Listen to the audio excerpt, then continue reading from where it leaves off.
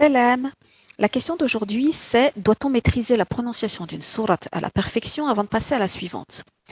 Dans l'idéal, oui. C'est à ça que servent les cours de tajwid, c'est d'enseigner les règles et de s'assurer que l'élève puisse les mettre en pratique immédiatement.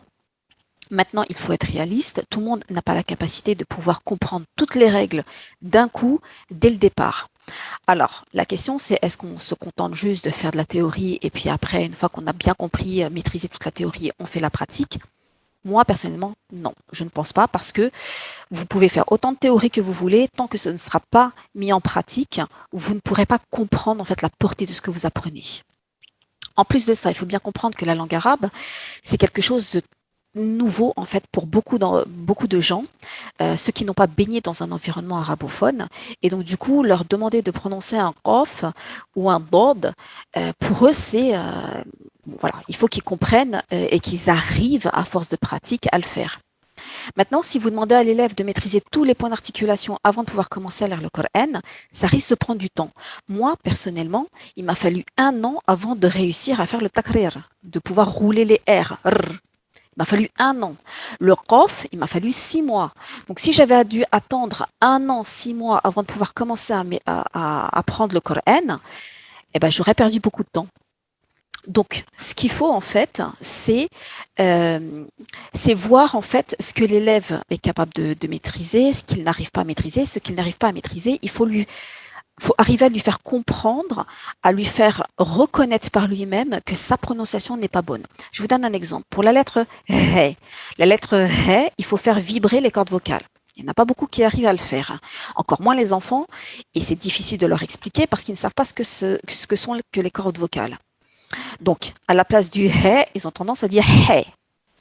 Donc, il faut qu'ils arrivent, lorsque vous leur expliquez ces deux lettres-là, lorsque vous les prononcez, il faut qu'ils arrivent à distinguer la différence. Et quand vous leur demandez de prononcer ces deux lettres, il faut qu'ils se rendent compte d'eux-mêmes, que ce soit des enfants ou adultes, qu'ils les prononcent de la même manière alors qu'elles devraient être prononcées différemment. À partir du moment où l'élève comprend que sa prononciation n'est pas bonne, c'est un bon signe. Ça veut dire que l'élève va être en capacité de pouvoir s'améliorer, de faire des efforts pour s'améliorer, pour se rapprocher du son qu'il faut. Maintenant, si l'élève ne voit pas du tout la différence entre les deux, là, c'est problématique parce que la personne, elle va mémoriser sa sourate, elle va mémoriser avec une mauvaise prononciation, mais pour elle, dans son esprit, bah, il y a pas, elle voit pas où est le problème. Donc, on peut commencer la mémorisation du Coran ou la récitation, la lecture du Coran, même si l'élève ne maîtrise pas toutes les lettres. Généralement, il y en a toujours une ou deux qui pêchent. Voilà, une ou deux lettres en fait que l'élève n'arrive pas à prononcer. Moi, personnellement, ce que je remarque, c'est que mes élèves, c'est surtout le he qu'ils ont du mal à prononcer. À part ça, ils y arrivent. Les autres lettres, ils y arrivent. Peut-être le dod, surtout la caractéristique estitale, c'est le R, espèce de son en fait que l'on a dans le dod. Euh, et ça, c'est un peu difficile, ça demande aussi beaucoup de pratique.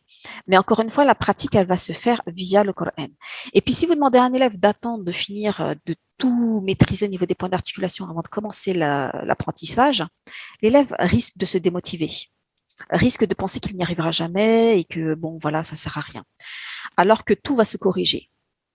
Après, on peut très bien se dire, oui, mais si je commence à mémoriser une sourate et avec une mauvaise prononciation, ça va être difficile pour moi de m'auto-corriger par la suite parce que je l'aurais déjà apprise comme ça. Non.